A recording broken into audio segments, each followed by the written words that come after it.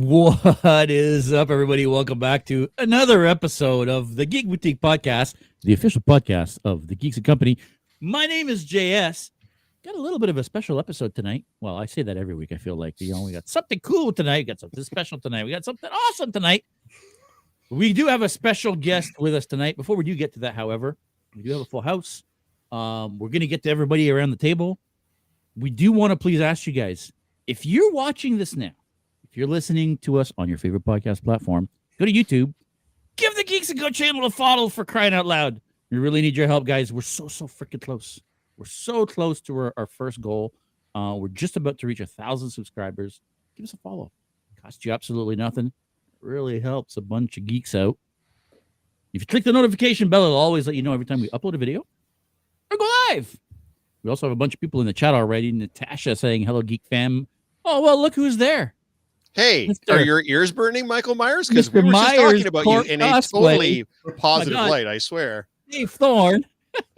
Thorne's already saying, what's up, you beautiful people. Ali is in. Hi, y'all. Wayne, hello, geeks. Nita is already here. Guys, what's up, everybody? Of course, my brother, Mr. Akka. Yeah. From another mother. What's up, witches? What's going on? What's happening? It's been a day. I got home from work. I watched 5 episodes of TV. 5 episodes of TV. Recorded. Why did you do that? So I could record 2 different after shows. If you've been keeping up with the after shows, guys, thank you, by the way. They've been getting a ton of views. They've been getting a lot of comments and stuff. In particular, the one that Megan and I have been doing, talking about the Legend of Vox Machina, season 3. We just recorded episodes 10, 11, and 12. So if you've been watching and keeping up, hopefully that should be out and edited tomorrow. Also starting a new after show, JS and I are going to be talking about the final season of Star Trek Lower Decks. We watched the first 2 episodes today and recorded an after show for that. So thank you to everyone that's been checking out the after shows and leaving comments. You guys rock. Real Star Trek's back, folks. Discovery hater. Who's with us today, though? Look, first of all, it's now our favorite third wheel. Who's not a third wheel because he's like I feel like he's just a regular now. Like, he's the big wheel on the tricycle. It's Rob the bad guy. What's going on, Rob? Oh, you changed it. I love how he's got the apostrophe now. That's hilarious. Rob the bad guy. Yeah. I'm back again. Now I'm pretty much committed. I'm here to stay, boys. You have to get used to me. Back again. John knows what's up. Lower decks. Yeah, dude.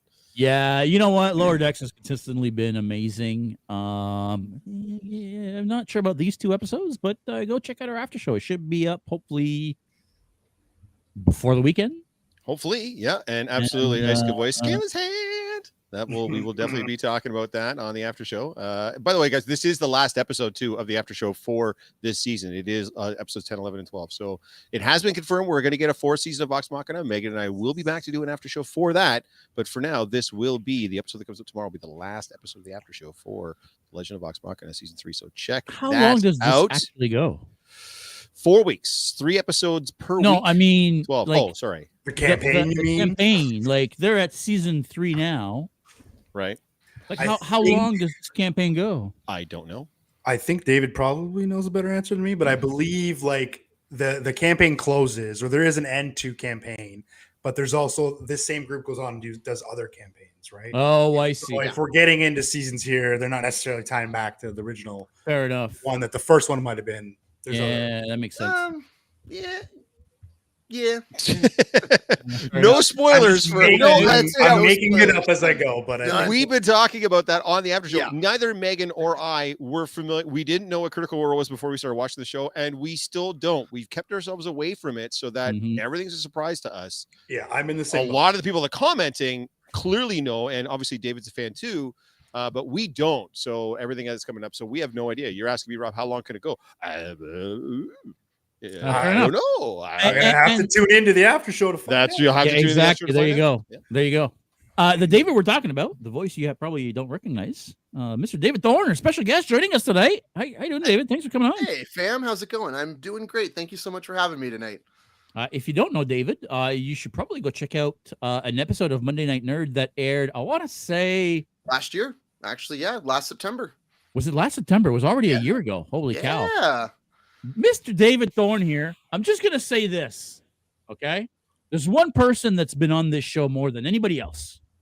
That person's name is Michael Myers. It is. Not to be confused. He has nothing to Yes. be confused with The serial killer or Rob there. the actor. Michael Myers has been on this show more than anybody else. And who was the first guest on his show? Can you remind me, Jeff? Yeah. Who's this guy? I don't know who it was, but I know who it fucking wasn't.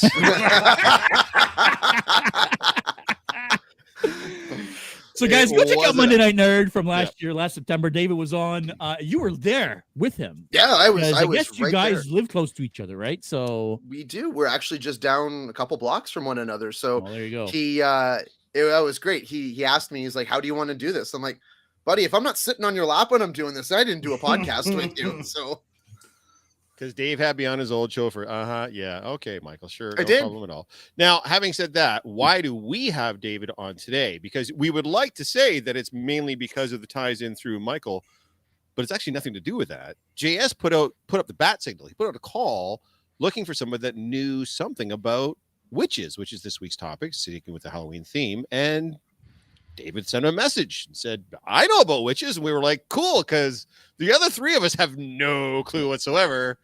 And yet we've decided that this is going to be this week's topic. So, David, thank you for answering the call. We do appreciate it. The Geek Signal, you taking up the baton, and it's all going to be on you, dude. If this sucks, this is all on you, dude. So I'm used to that, so it's fine. It's fine. It's going to be fantastic. It's going to be I aim to fantastic. be Yes. mediocre, so it's fine. That's you're going to hit us right where we live for sure. Perfect. Yeah, we're going to talk witches today, Awesome. JS. What JS? Why witches? What made you choose that? It kind of did the vampire deep dive kind of put you in mind that hey, maybe we should look at something else? Yeah. It's going to be Halloween. Yeah, I feel like the vampire one was mostly a reason for us to talk about vampire movies, right? Like, let's be honest. You know, what we do here is we either talk about cosplay or we talk about movies and TV shows. Like, that's kind of what we do, right? So it was a reason for us to talk about, vampire movies without it being a top 10. And, it's Halloween, right? Like, we're looking for different teams. Just going to leave that up there. I know. Just going to leave that up there for Rob. I'm not going to take that down. Sorry, David. I'm just going to leave that up there the whole Please do. podcast. Please do. Can I move that over to Rob? No, I can't move it. Yeah. I'm out. I'm out. Oh, that was awesome. That was awesome. For those that are listening to this on Spotify, we'll go back to a previous episode of the Geek Boutique podcast where we did our top 10 villains of all time. Our first top 10 ever, Our by the first way. top 10 ever. Yeah. And the Wicked Witch of the West made the top 10 list. And Rob was so infuriating. He showed up at my door. It wasn't that the Wicked Witch made the list. It was the Wicked Witch came in first on the list. No, she was 10th. What are you talking about? She was 10th. Yeah, she was at the bottom of the list. She wasn't first. The first was a big argument between Darth Vader and Joker, which, by the way, Yeah. I'm more than willing to take up the baton on that argument again as to who's the number one villain in pop culture of all time. But Jamie C saying we've gained 2 subs just while we've been talking. We're up to 995. There you go. We might do it tonight, people. There you go. Yeah, it angered me so much. I showed up You did. at JS's house You banging were on the very door mad. saying, "What the hell?" Like, what the fuck? Open the door. Yeah, Roll a goddamn yeah. joint. No, just kidding. We were like, cool, man. Like, clearly our top 10 lists are just triggering everybody. We got to make sure we're getting some engagement here. Hey, And you nothing's know been what? as bad as that one. No, that was by far our most Controversial. Contentious. engaging. That's the nicest way of putting it. Sure.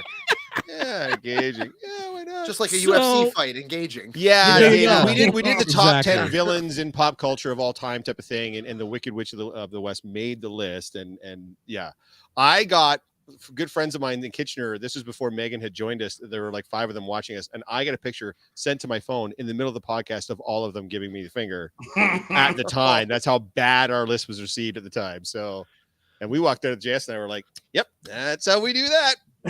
Jen nearly murdered you over Dracula. Yeah, that's true. Yeah. Anyways, so, good time, so anyways, good time. so Yeah. all that Wow. to say that last week was a good way of talking about some of our favorite vampire movies. Mainly the movie I wanted to talk about last week was The Voyage of the Demeter, which we talked Right. about for a while. Like it was We did. such an amazing movie. Well, you It's did. You're still- the only one that saw it, but yes. Yeah. Obviously. But Yeah. anyway, well, fair Sure. enough. But this week I figured, hey, you know what? Why don't we keep the well, we had to keep the Halloween theme going. And Rob, when he mentioned witches, I'm like, ooh, like the difference between vampires and witches are an actual thing, Yes. right? The Salem trials happened. That like women were burned at the stake.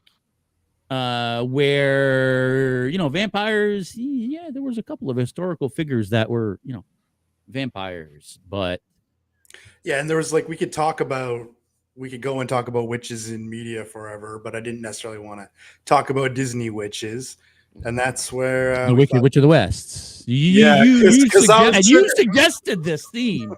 this is. Yeah, I walked right into that one. That's why I'm Don't worry, like, I'm going to if we're pick gonna up some. do it- I'm going to pick up some modern media witches that are not part of the Disney conglomerate. Rob, I'll get you back on this one a little bit. Don't worry about that. I'm I'll like, there's come more to correct on this that than one. just that. Okay. So David, why we should start at the beginning, right? I mean, I think it makes sense to figure out how does this start? Where did witches first? And I'm assuming they probably didn't call them witches back then, right? Yeah. They had different names, seers and whatever, right? There's many different names, I'm sure. Where does it all start? So every nationality, every race has had a form of a witch in Mhm. lore, legends, just every form of media, media that they would call back then. Like there's mentions of witches and sorceresses in the Bible.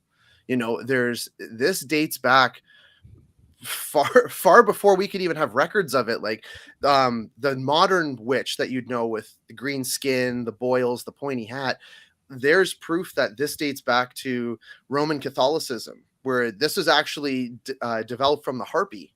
So what we would consider a modern witch is little pieces from all across different cultures and different times just combined into one.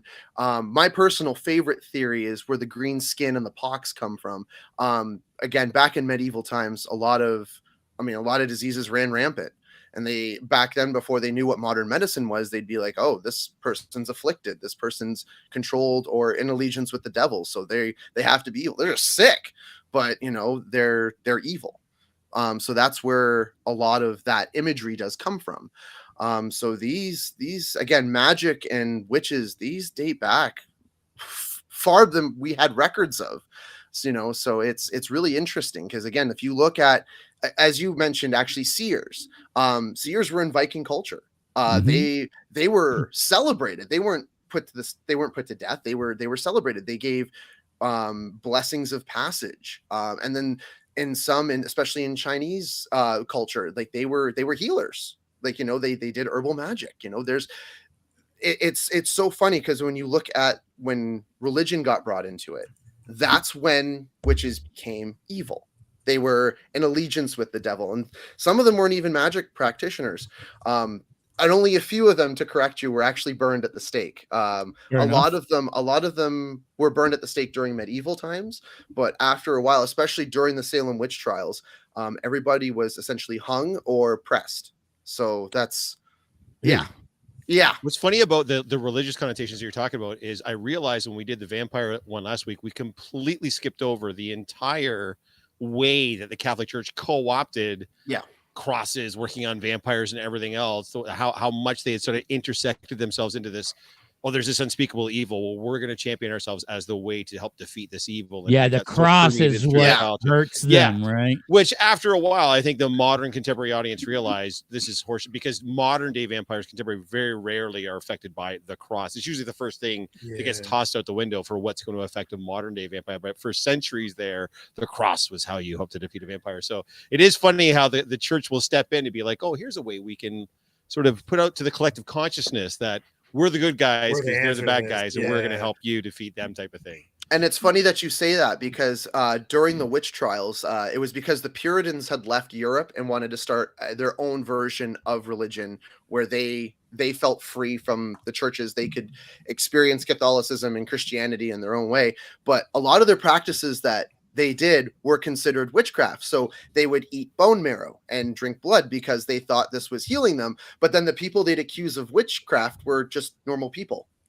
and they dress all in black, and other people would just wear normal servant uniforms. So it's funny how we would depict people wearing all black and doing all this stuff with blood and say, like, you know, worshiping Satan as witchcraft now. But back then, that's what these Puritans would do. So it's funny that you say it like that. Yeah, Megan Murray. This is editor Megan. She's a big fan of this. So yeah, a lot of the times through history, when Christians persecuted, which is the people killed, were either afflicted with disease, healing disease, or just women who had knowledge of science in general. Yeah, and I feel like one of the big, if we take a quick stop here, and you guys have all made a couple really good points here about the fact that a lot of people were perceived as witches for X and Y reason. Science was one of those things, right? Mm-hmm. Like especially back in those days, if you had any knowledge of science, if you were smart enough to be able to heal people, or you were perceived as, oh, this is magic, right? And that's where the church had an issue with it, because only Jesus could do magic.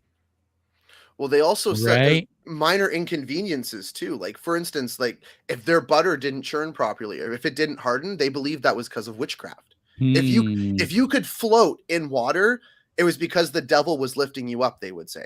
So it's all these simple things that we've now explained through science that they're just like, oh, witch. And it's crazy.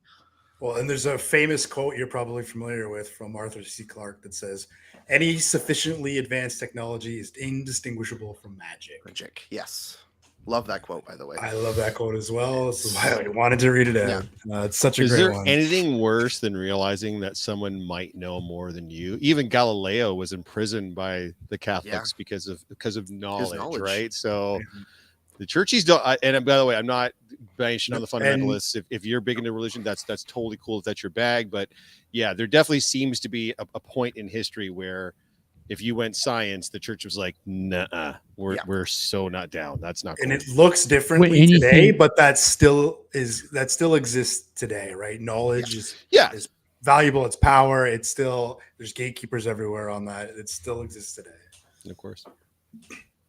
So the divide, I guess, here is between, clearly a lot of what we're talking about is people that were simply mislabeled as, but that doesn't mean there weren't people actually attempting to practice what we consider witchcraft, right? I mean, there were rituals, there were sacrifices, there were things happening. Even like you mentioned, back in ancient Roman times, a lot of what they were doing back then we would call witchcraft. They were trying to cast spells or appease demons or gods or whatever. Mm-hmm.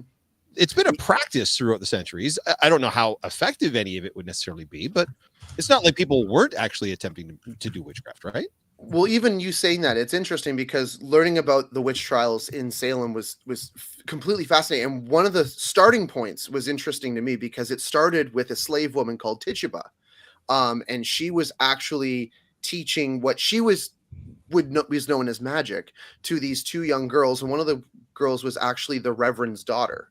So they would go off and practice on their own. So they believed that the slaves brought it over. And Tituba was actually one of the first people accused of being a witch during the witch trials.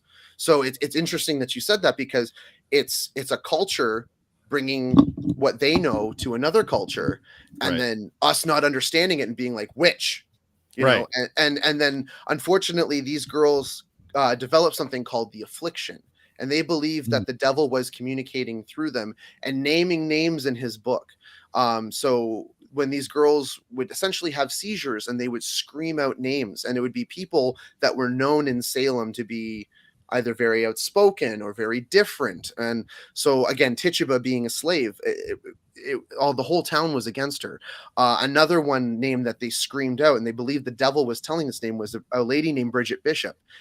And essentially she was the town wise ass. She spoke her mind. She was very rebellious. And again, she was one of the first people persecuted for this. And she did nothing wrong. She had 2 husbands die, but because she was persecuted for this and because of her being open about everything, she was deemed a witch. No, that's fair. And now, so no, JS, you look like you're ready to. Yeah, no, go ahead. I think I'm going in the direction you're going, because I feel like there's a point where there's a difference between people that were being perceived as witches and people that actually practice witchcraft, right? So let's take a stop for a second. David, you practice witchcraft. Yes. What's the name for? Is it Wicca? Is it like what's the preferred nomenclature now? And actually, it depends on the individual, because yes, Wiccan is a type of magic practice. You could also just call someone a magic practitioner. Like there's just simple things like that, because both my wife and I, we dabble, and it's not one specific set. Like we have books on rope magic, so like knot magic, tying different knots with different oils. There's one with white magic. There's Wiccan spells, and that has to do with seasons and the weather. So it all depends on the person, I find. So yes, like there's a lot of, the most popular one I would say is Wiccan or Wicca. That one has definitely been modernized since the early 2000s. But then again, you've seen a rise in white magic, and a lot of white magic actually started as what we know as voodoo. Voodoo has become more popularized, and it's not as bad as people think it is, but a lot of people don't realize that white magic has stemmed from voodoo. It's herbs, it's stones, it's moon phases. It's all about awareness, I guess is the best way to describe that. So it all depends on what kind of magic you'd like to practice. And then what kind, because for me, I do practice magic. Again, for our wedding, we actually gave white magic spells out to all of our guests, and we performed a spell during the eclipse, and for us, it was beautiful. It was really cool. But people were like, "What is this?" And explaining it to them, it was really interesting because the reactions were pretty cool. So, what were some of the reactions? Because I'm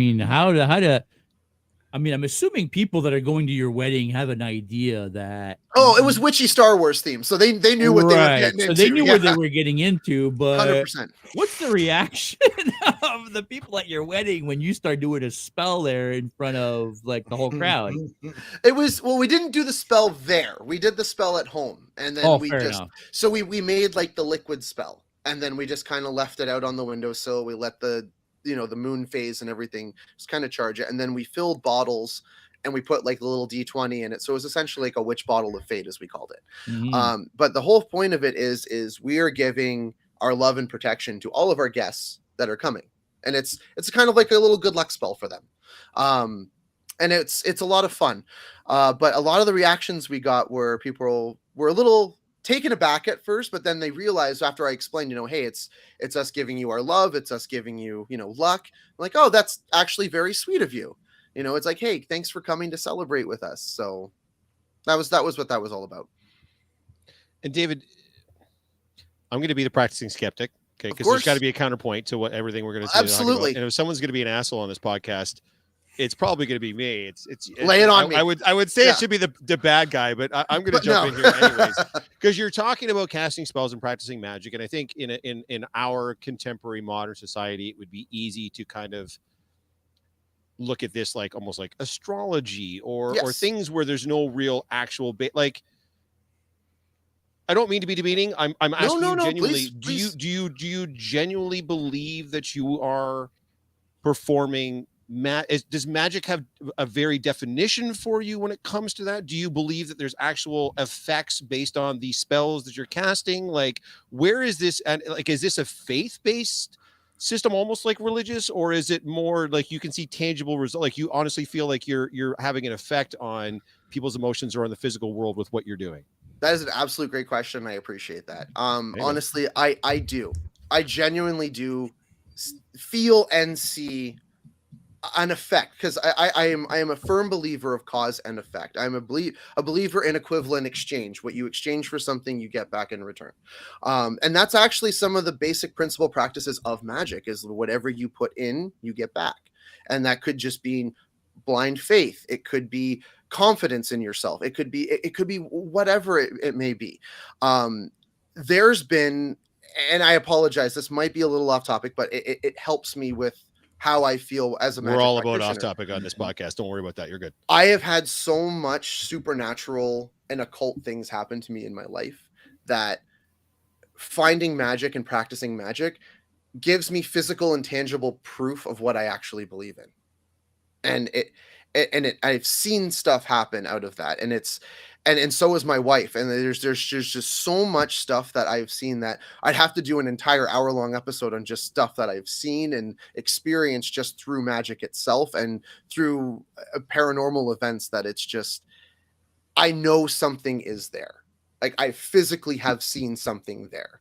I mean, and no matter what you believe in, no matter what you see, if it's just you, no one else is going to believe you. But I for one know it's there. So maybe it is a belief. Maybe it is a belief. Maybe it's just having enough proof and evidence to myself to know that what I believe in is real.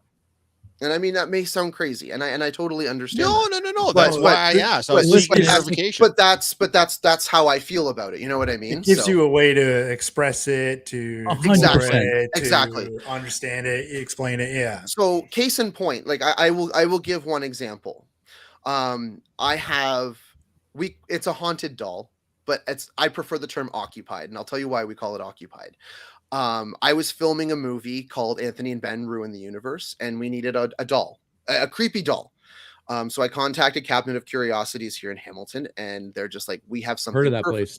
We have something perfect for you. And I know the owners too, so I'm like, cool, you thought of me. That's awesome. And they gave me this doll, and it is an old Victorian doll, and I'm like, oh, that's perfect. So I'm cashing out, and he's like, there's 3 things I was so happy to see leave the store, and that was one of them. I'm like, why?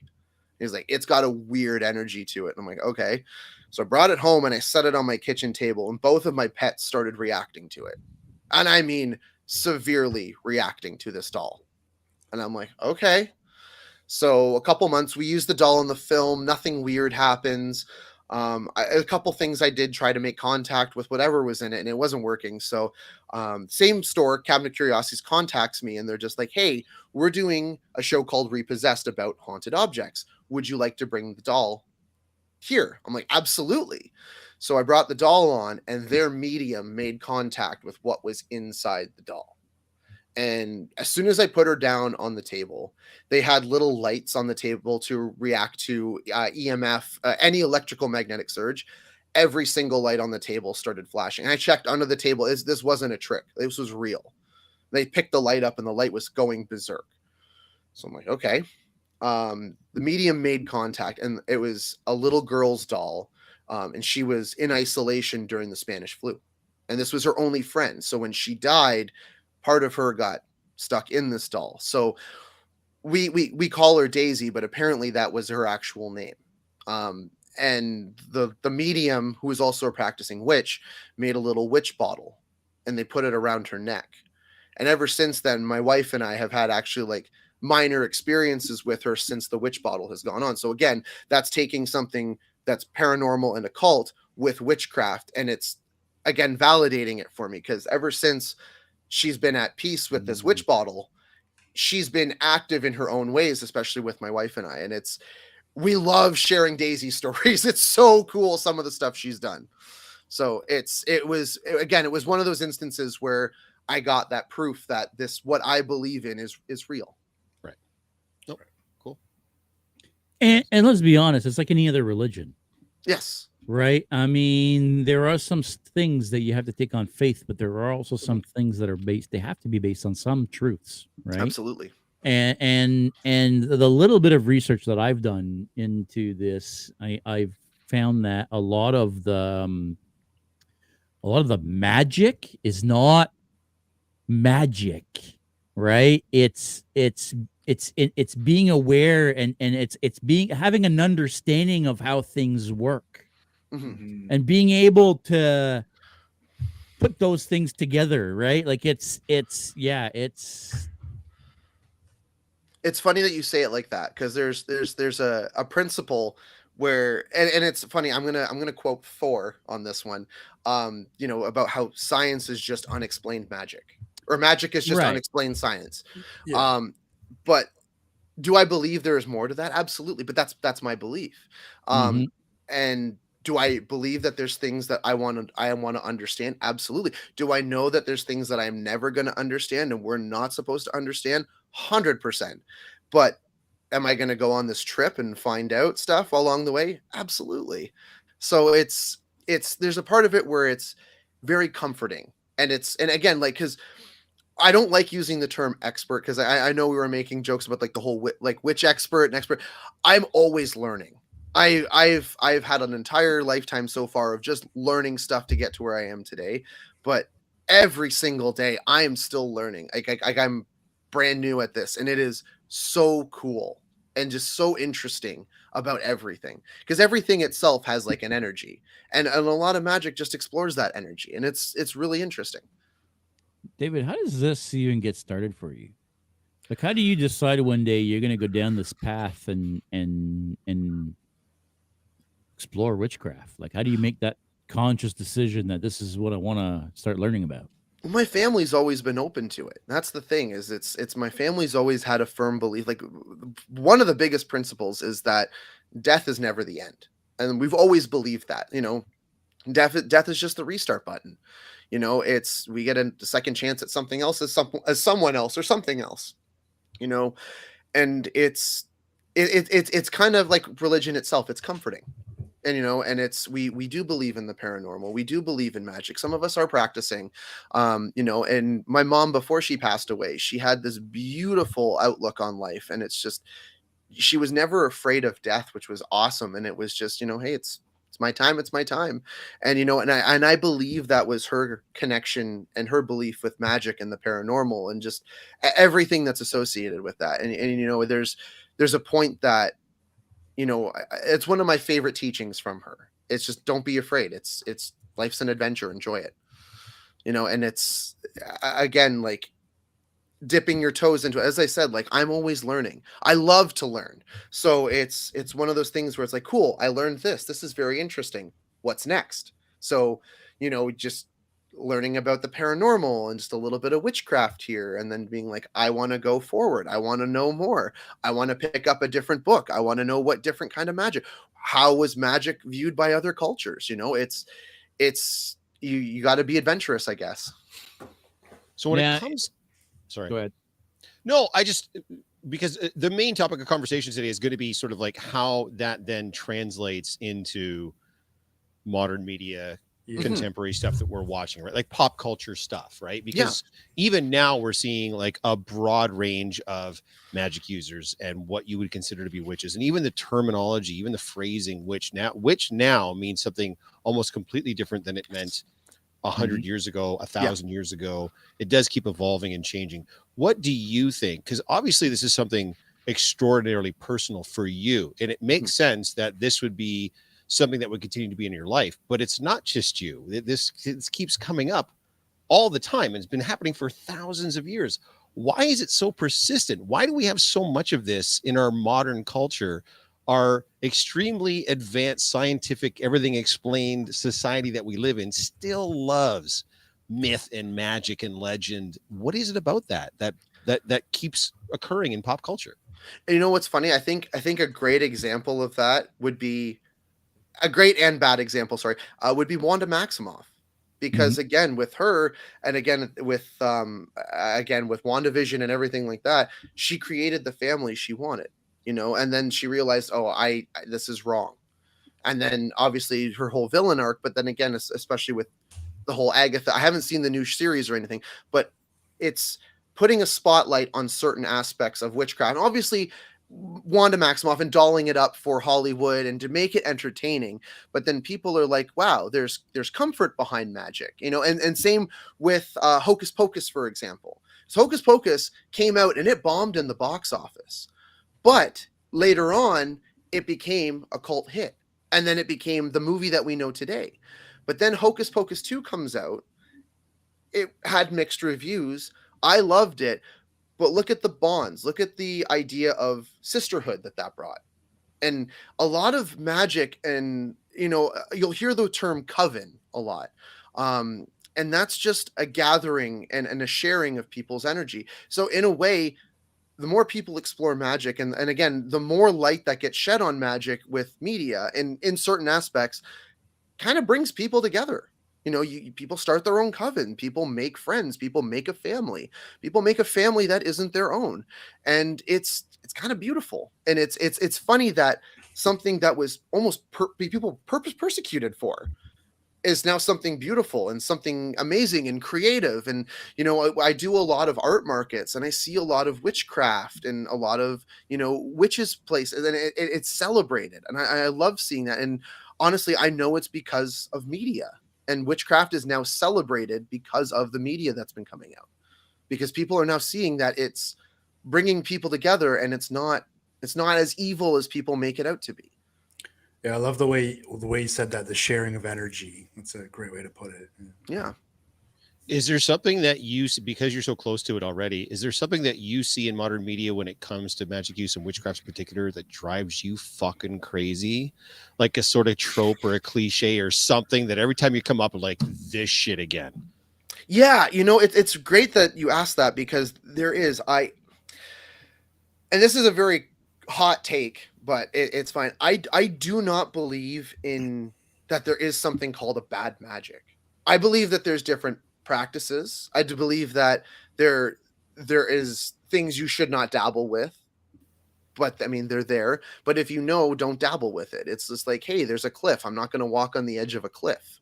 You know, it's subjective. I find that, you know, the idea of some evil witch that's going to destroy the world, that's silly. Like, it's a portrayal that is leading to a stereotype that we've gotten rid of.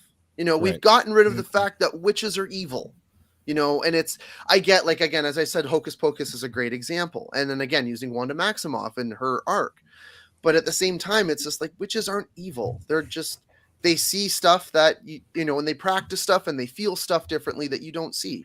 I'm a Potter guy, which is interesting too, because of course in the Harry Potter universe, if you're a female magic user, you're just called a witch. You're a witch. That's it. Right. Hermione was the, you know, most brilliant witch in her era, her generation or whatever. So boys were wizards and girls were witches. And that's just how it was. None of the connotations that come with being a witch was there. The language got changed to mean a female person that practices magic, regardless of what your intention with the magic is, right? But there I feel are like malevolent people out there. There are that. shitty, terrible people out there. And if they're good, if they're able to use magic, they may be able to use magic to do shitty, terrible things, I would assume, right? But that is my golden rule. That's my golden rule there. It is always a flaw with chemistry. Oh, sorry, it's always the flaw with the person, not chemistry. Right, that's what I'm saying. And that's what it comes down to. There's always going to be shitty. The magic isn't evil. The intention of the person. Exactly. Is. Exactly. No, I get that. No, for sure. Yeah. JS, you were jumping in? No, that's where. Yeah, that's you covered. That's where I was going.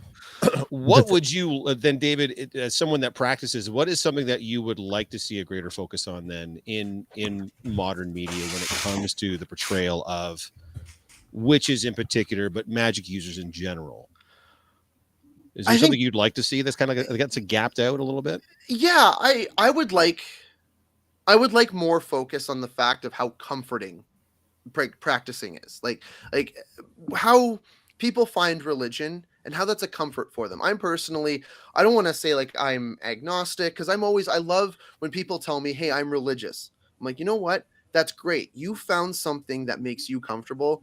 I love that for you. That's awesome. I haven't found that for myself. I mean, but I have that with my magic.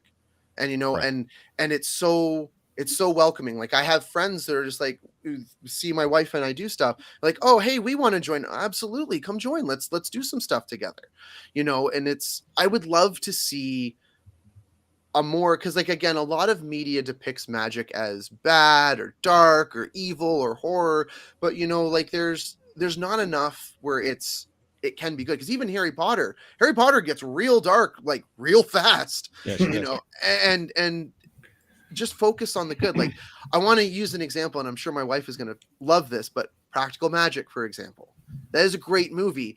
There's obviously dark aspects of it, but at the same time, that's a great way to show how magic brings a family together.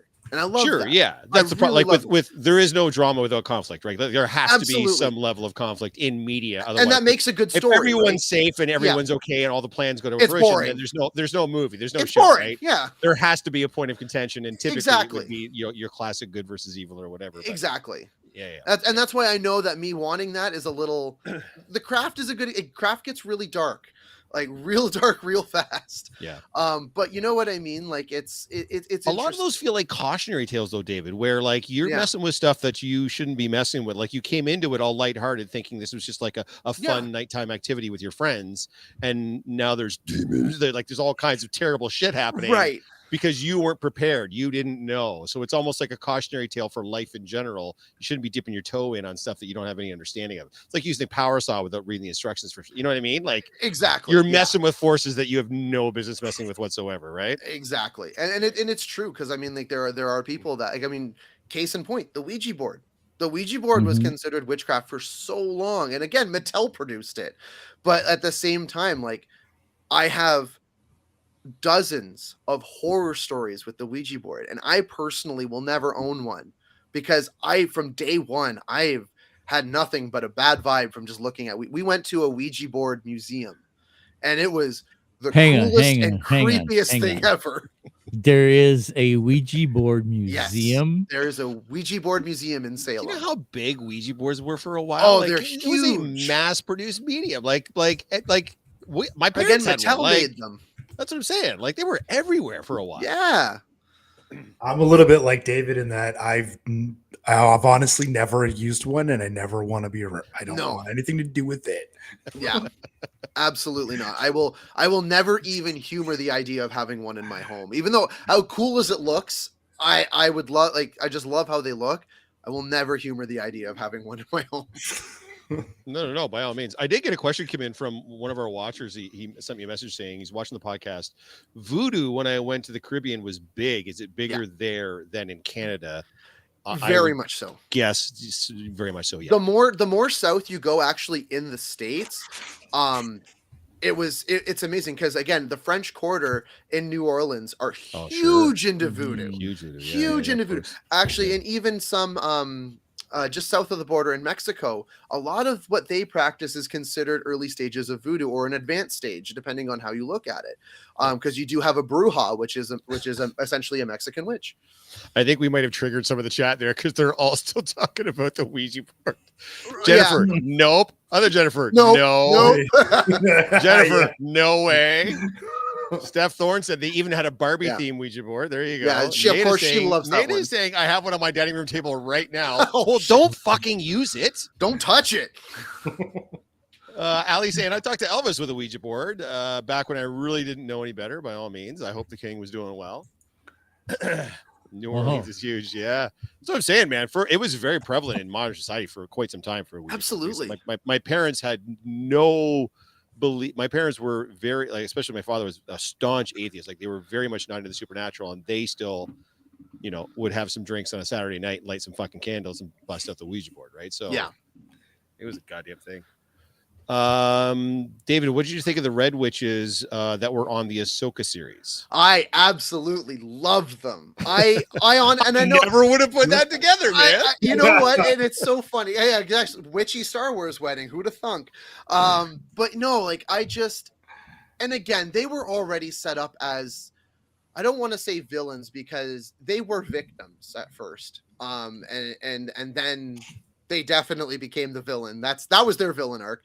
But I've actually worked with Diana Lee Inosanto, who played Morgan Elsbeth.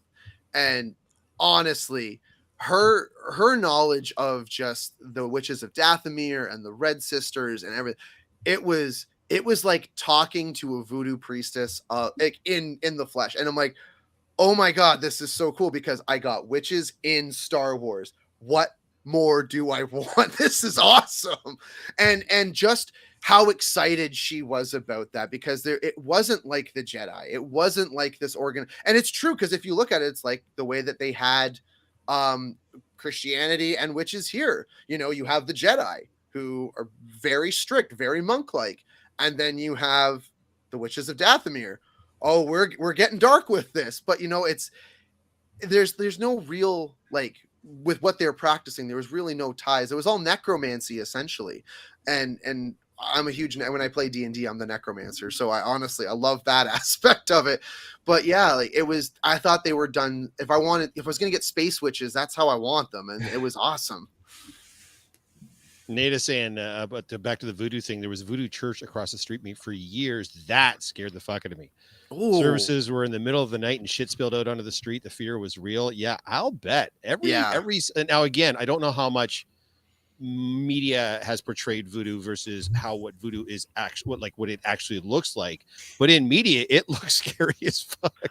Like there's just no way I'd want to be messed. And I'm again staunch, don't believe in supernatural at all, but even I'm looking at that and I'm like, yeah, whether I believe it or not, these guys sure do, and they're taking it real serious. So voodoo is very interesting because there's a lot of medicinal and there's a lot of actual white magic properties of it, which is awesome. Again, that's what inspired modern day magic, white magic, sorry. But again, with a lot of the stuff that they say that voodoo does, it's so angry and violent, and it's so you're I don't think a lot of people realize that when you do something against somebody, it comes back at you. Karma is a bitch. Karma bitch when it comes to that kind of stuff. And there was a book that I found in my hometown like a year ago, and I picked it up, and it was it looked like a cookbook, but it was a voodoo book from the 80s.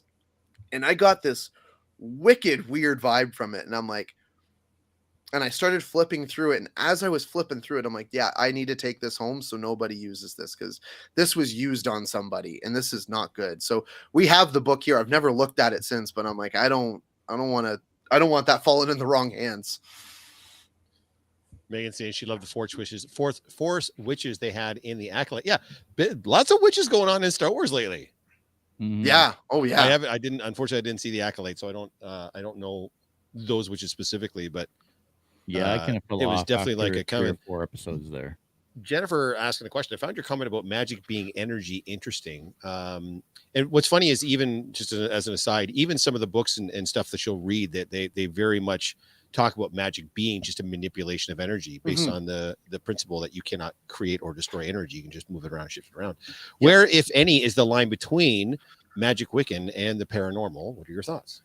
Again, as we just stated, it is, I find in my experiences that there almost isn't a line. Like, again, because it was my love of the paranormal and my experiences that led me down the road to being a magic practitioner. It was just energy that I couldn't see and I couldn't feel. It was intangible, but I wanted to find a way to communicate or move it. Again, as you said, move it. Yeah. It's been very interesting, because there's times where I find that if I do like a spell or if I do just like a practice, I don't get the results that I was hoping for. But then there's stuff where I'm just like, okay, well, I'll try this just to try it. And then I get a big result and I'm like, interesting. Like I found in the past, like I've done something with magic and one of the creepy objects that I have reacts to that. And I'm like, that's interesting. Or I'll have like a very, very, very vivid dream. And I'm like, okay, to practice that one a little too much. Again, this comes down to my beliefs and what I've seen, but I find it is almost a non-existent line, that both are very similar. Because again, when you're dealing with the paranormal, when you're dealing with magic and Wicca, a lot of that is just energy. And it is energy. It's about the energies around you. It's about the energies of the season. It's about energies of life force and things around you and people around you. So yeah, in my personal experience, I feel like there really isn't a line. It's all kind of interconnected.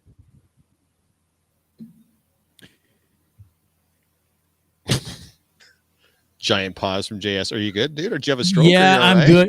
No, I could go for a smoke right now. I mean, this is not a smoke. This is all. You took a big breath and you moved to the mic, and then you just stopped.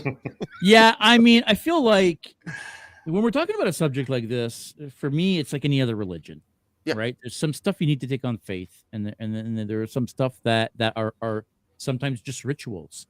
Yeah. You've made a couple of references to the fact that it brings you comfort. And I feel like that's what rituals are meant for, especially when you're talking about religious rituals, are there to bring you some sort of comfort, right? Mm-hmm. And is Wiccan even considered a religion? I mean, I feel like it is. Yes. Oh, it is. Absolutely, it is. It's actually recognized as one. And I didn't know this until we went to Salem. We went to the Witch Museum and we found out as of late That's where I wanted to go. It is recognized. Yeah, of course. And to what you said about it being comfort. Yeah, it is. I mean, that's all it's been is comfort, because again, even in the 1900s, you had a traveling medium that would come, you'd pay and you'd have seances in your home. And, it would be contacting dead loved ones and all across the board. Magic has been advertised and, I mean, monetized as, comfort you can have. You mentioned Salem a couple times now. Yes. You guys just essentially came back from Salem. We did. How long ago? About 2 weeks now. We went for 2 weeks ago? Yeah. So you guys went to Salem for your honeymoon. The Salem witch trials, yes, are obviously a big thing in the world of witches. It's inspired different medias and movies and shows, and I want to get to that a little bit. But what were essentially the Salem witch trials? So give us a quick breakdown of what that even means, what the key pieces are. What does that mean when we're talking about the Salem witch trials? So the Salem witch trials were actually inspired, and it's sad to say this, was inspired by boredom and hysteria. So in 1692, the Puritans came to Massachusetts, which is now known as Massachusetts. They settled, and it was a harsh winter. Everybody was cooped up. And as I mentioned before, Tituba was one of the house servants. And she, again, being from Barbados, she was practicing magic. And she would teach some of the younger girls what she knows. And then they would meet up in Reverend George Corwin's basement and practice them. And George Corwin was one of the people who started the witch trial.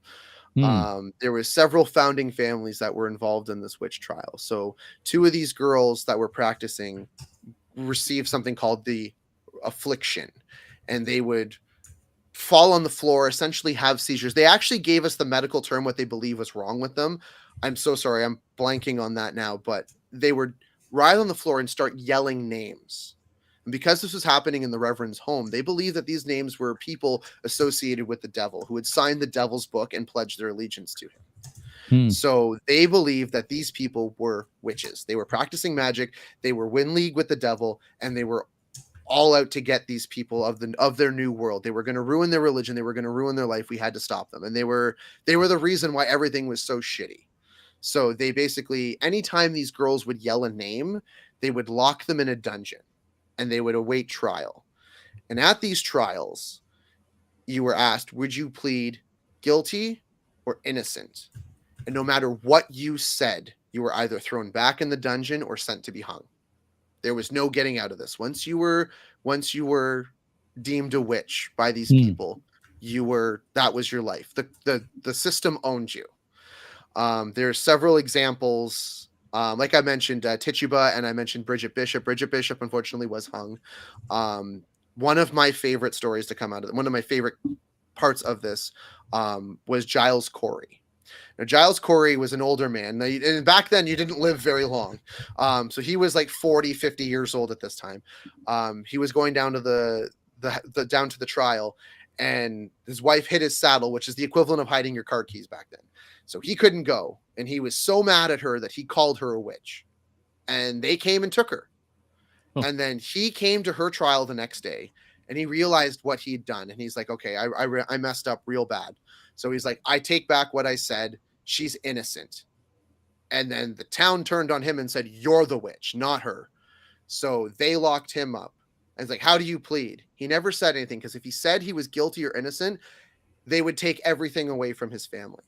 So they took him out to a ditch, and they put him on a plank of wood, put him down, and put another board over top of him.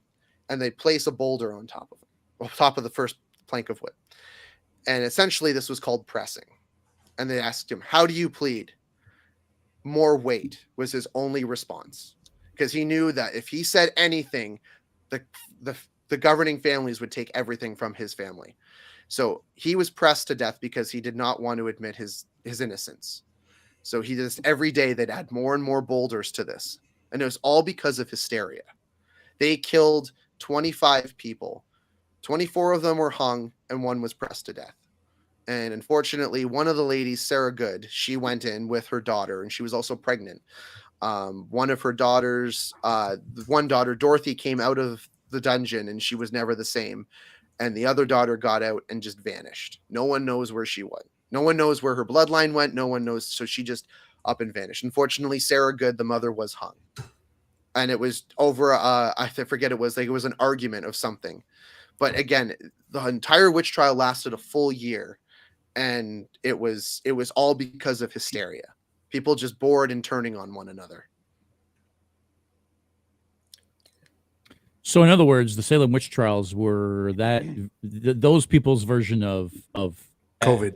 X. Yeah, is what you're saying. 100%. No, it's their version of Twitter. It was their version of Twitter. Yeah, well, I mean, wow, canceling each other but canceling by press. Woo. Yeah, pressing and hanging. Can you imagine? Like, that's fucked up, eh? That is some fucked up shit. Some of the stuff we learned, like each day we learned so much more about this, what actually happened. And it was unsettling at some points, just what went on, just because these two girls were believed to be possessed by the devil. And so I got a question for you. Do you think because of everything that happened there at that time, is Salem now, because of that, a more paranormally active place than it might not have been before? You know what I mean? There's actually more than just the witch trials that make it paranormal, but yes. I found out while we were there that the Boston Strangler was actually institutionalized there. Oh, that's interesting. And I didn't know that, because he mentioned I think his name's Robert DeSalvo, and they said that name, and I'm like, oh, that's the Boston Strangler. Like, yeah, those condos used to be a jail, and he was housed in that third window there. So I thought that was kind of cool. Like, there's a lot of interesting history. And then they turned a jail into condos. Yes, they did. There was also the idea that Clue was inspired by a famous murder in Salem. There was a ship captain who basically came in, he went to bed, and then the next morning, all the servants found him dead. And it was because these two brothers, they staged this whole Ocean's 11 thing to steal the deed out of a safe and kill him.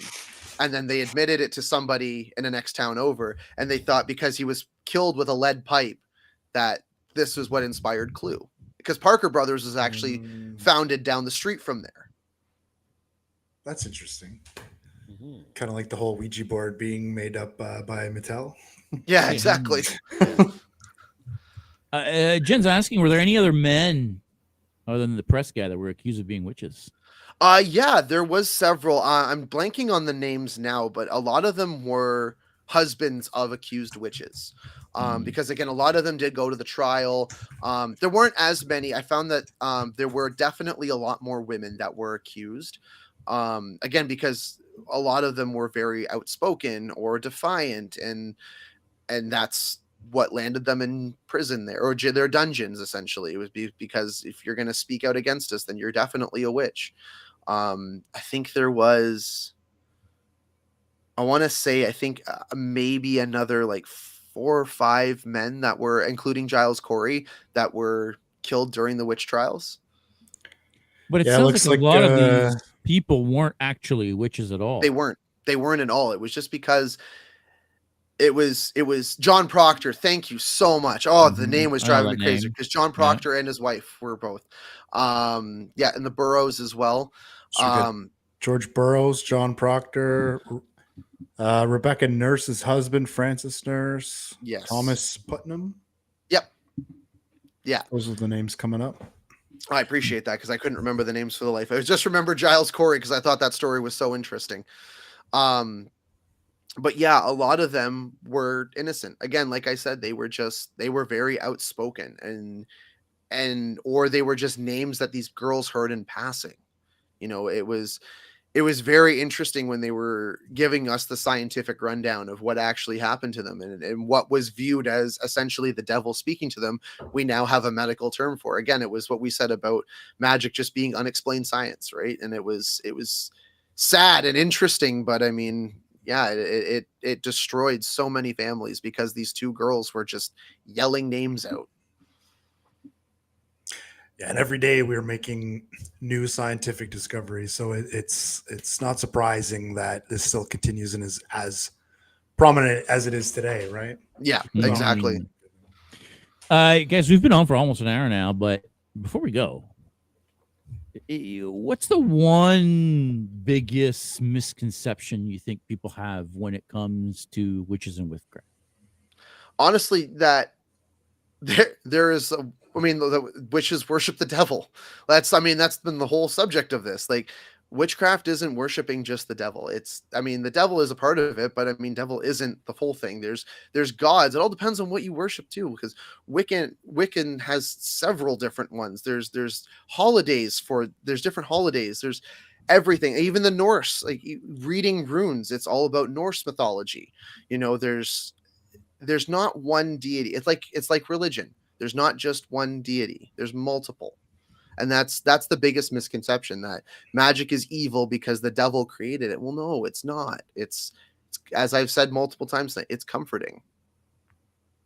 I think at the end of the day, I'm a firm believer that we create our own heaven and hell. And that's what I believe. There it is right there. Jeffrey. Yeah. Anything else before we close this off? No, I don't think so. We should probably talk. By the way, thank you, David, for joining us today, because as you could clearly tell, we didn't know anything about anything when it came to any of this, and you shed some light on some stuff that I was completely ignorant on coming into this. So thank you so much for helping our audience understand this from that 100%. Perspective. Exactly. Thank you for having me. This was awesome. No, by all means, we'd love having you. Just a reminder, we picked up 2 subs since David's been on. We're That's 5 hilarious. Away, guys. We're just 5 away from 1,000. So if you're watching this, you're catching it now, please go ahead and hit that subscribe button. We're trying to hit that 1,000. Continue to check out the after show. Thank you so much for having us on. Next week, by the way, it's Halloween on Thursday. So we're going to do a deep dive like today's witches and like last week's vampires. We're going to have a deep dive on Halloween itself, the nature of the holiday, where it came from, what it originally meant, what it's turned into. And if all goes to plan, we're all going to be wearing costumes too, because it's Halloween. You got to be wearing costumes on Halloween. So I know it's going to be difficult because some of you are going to be out with kids. Some of you are going to be handing out candy. We're not expecting 40 or 50 people on, but it's Halloween night. It's a Thursday. We've been doing this for a couple of years now. We got to have a Halloween episode. We haven't done one before, so we're going to be doing that. So definitely, if you can, stay tuned for that one. Otherwise, I don't think Rob, have you got anything? I don't have anything, but I do have to say before we go, David, I love what's going on in your background. One of my top 5 for sure. Yeah. Well, David, why don't we actually talk about that for a quick second? David has had his own podcast in the past. Yes. And you're restarting a new podcast. Yeah. I every time I do a podcast, it always brings me back and it makes me want to do one again. But I have been working on one called Live, Laugh, Scream. And it is an all horror podcast that I think next year I might be starting up. And I think I'll have the time to finally do it. And I think it's something that I'm going to really sit down and come together. So yes, this is the backdrop. This is a beta test for it. So I figured what better time to do it. Looks awesome. Yeah. Looks good. Awesome. Thank you so much, guys. JS, you? Me and Rob are actually going to be at the Deadly Grounds Cafe and Curiosities this weekend, actually on Saturday. Coffin Creek now. It is. You're right. They've temporarily changed the name for Halloween.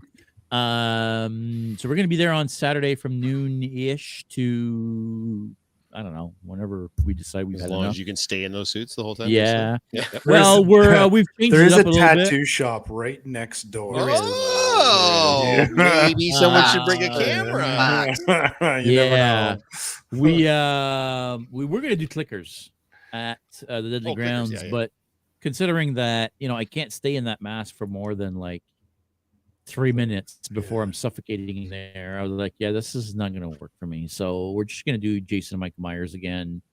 We're going to work on those clickers and hopefully have something better for the future. But we're going to be there this weekend, November 16th. So a couple weeks from now, 3-ish weeks from now. 3, 4, somewhere. Yeah, 3 weeks. Yeah. 3-4 weeks from now, Toronto Game Expo, guys, we're hosting Geeks Co. are hosting Toronto Geek. Yeah. Maybe too much whiskey tonight. The Geeks are hosting. Yeah, I know the whiskey's it's gone now. Yeah. The Geeks are hosting Toronto Game Expo. That's going to be a fun time. We've never been to this con. This is our first time at this smaller con, but we're actually hosting the joint. So that should be cool. We're also going to be doing a Star Wars meetup, guys. So we've said this a bunch of times. We're doing Star Wars. If you're going to show up at Toronto Game Expo, dress up in Star Wars. Come to our meetup. It's going to be a good time. We're going to try to get some special Star Wars guests. We're getting witches? Well, I don't know about witches, but maybe a Wookiee? Hoping we get a Wookiee. Maybe a Wookiee? Yeah, maybe a Wookiee. Maybe a Wookiee. We'll see. I don't know about a witch, but maybe a Wookiee.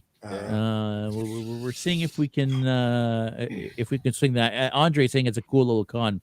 Heard a lot of good comments about it. So it should be a good time. Excited. Yeah. But I think that's really it. We want to do a holiday event. I don't think we're going to do the Christmas in the market or the Cosmos in the district this year. They don't like us there.